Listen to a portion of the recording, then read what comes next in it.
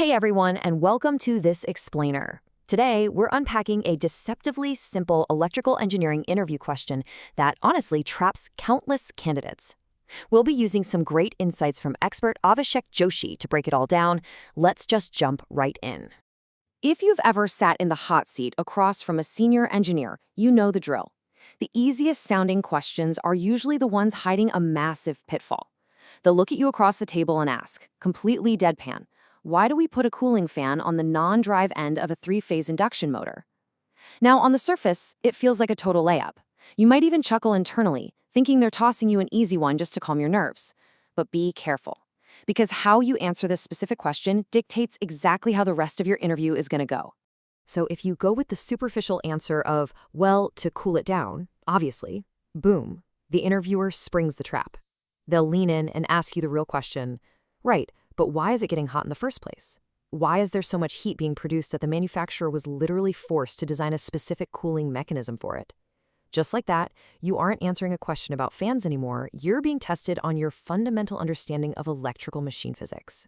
Your very first instinct, especially if you've worked in heavy industry, might be to blame continuous, round-the-clock plant operations. You might tell the interviewer, well, the motor runs 24 hours a day, 7 days a week. Obviously, anything running that long is naturally going to get hot. It sounds incredibly logical, right? But the interviewer is just going to shake their head. This brings us to the first big myth we need to bust today. Here's the thing. As long as a motor operates within its actual load capacity, time alone will not cause overheating. Let's put some numbers to it to put this into perspective. Imagine your motor has a full load capacity of 20 amps right there on its nameplate. If that motor is connected to a load that only pulls, say, 12 amps, it's operating comfortably below its maximum threshold. Even if it runs continuously, day and night, a motor pulling 12 amps on a 20 amp rating should not overheat. Time just isn't the enemy here. Operating beyond capacity is. But assuming normal operation, we still haven't found the actual source of the heat. Okay, so next you might try a totally different tactic. You might argue that atmospheric dust has completely coated the motor. You explain that out in the real world, in industrial settings, dust settles on the motor's housing. It acts almost like a blanket, blocking natural atmospheric airflow and insulating the motor, causing all that heat to build up inside. Again, it's a very practical, real-world observation. But the interviewer will instantly sideline that excuse. They'll look at you and say, okay, assume for this scenario that our plant is 100% neat, clean, and entirely dust-free. Zero dust deposition on the motor housing. Boom.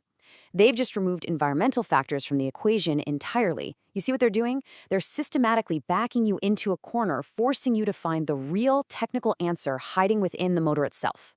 Now, what's really fascinating about this scenario is that it forces us to look inside the motor's actual energy conversion process. All those external excuses stripped away.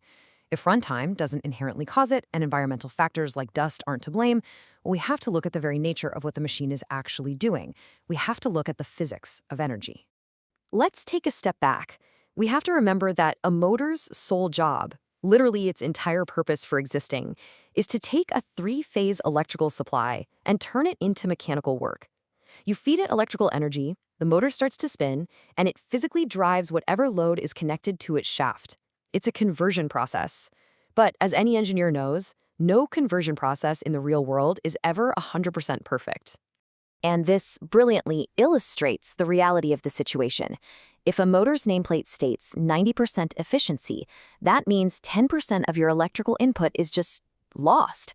When you supply 100% of your electrical energy, you're only getting 90% out as useful mechanical rotation at the shaft. That missing 10%? That is the absolute key to this entire interview question. It's the byproduct of the machine's imperfect operation. So the absolutely crucial point here is that this 10% loss doesn't just magically disappear into thin air. The laws of thermodynamics firmly dictate that energy cannot be destroyed. Instead, that lost efficiency manifests entirely as heat within the motor. The very act of operating, even perfectly within its limits and in a pristine, perfectly clean environment, generates waste heat simply because the machine isn't perfectly efficient. Okay, at this point in the interview, you're doing great. You've correctly identified that efficiency losses are what cause the heat. But the interviewer is absolutely going to push you for that final layer of understanding. To really ace this, you have to explain the exact physical mechanism causing that loss. They'll ask, where exactly is that 10% being lost? What is actually happening inside those copper windings that generates this thermal energy? Well, this is where we get to break down the material science. When the motor is running, a continuous electrical current flows through its internal copper windings.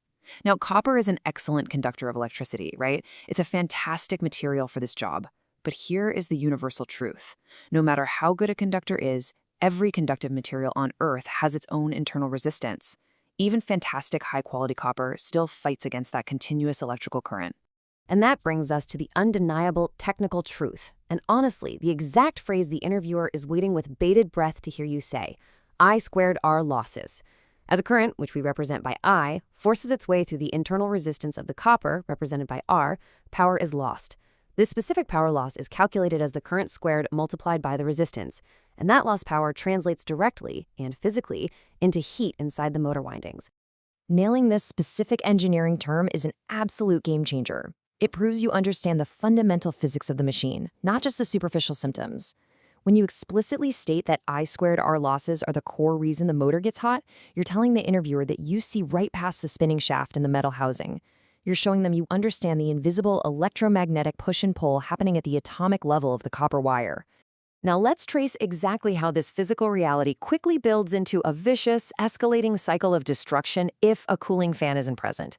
Because this is the real danger. Step 1. The current flows, causing that initial I squared R heat. Step 2. As the motor gets hotter, a fascinating physical property of copper takes over. Its internal resistance actually increases as its temperature rises. Step 3. Because the resistance is now higher, the I squared R losses increase even further, which creates more heat, which raises the resistance again. It's a total runaway train. Step 4. If left unchecked, this exponential heating will eventually melt the winding insulation. The motor shorts out, fails catastrophically, and just burns up completely.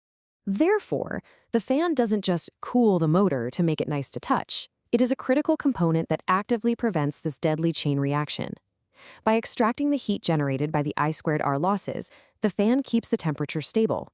A stable temperature keeps the copper's internal resistance stable, and stable resistance prevents those losses from exponentially spiraling out of control toward total insulation failure. So when that interviewer looks at you and asks why the fan is there, you look them right back in the eye and deliver this exact confident sentence. I connect a cooling fan to control the heating specifically caused by I squared R losses in the motor. You bypass the myths, you acknowledge the physics, and you prove your absolute mastery of the core concept. That, my friends, is exactly how you turn a trap into a total triumph. It's honestly amazing how a simple piece of plastic on the back of a motor opens up a masterclass in electrical physics. Think about how many other simple questions have complex physical truths hiding right behind them. So I'm curious, have you ever been caught off guard by one of these seemingly basic interview questions? I'd love to hear your stories. And more importantly, let me know which fundamental engineering concept we should decode and master in our next explainer. See you then.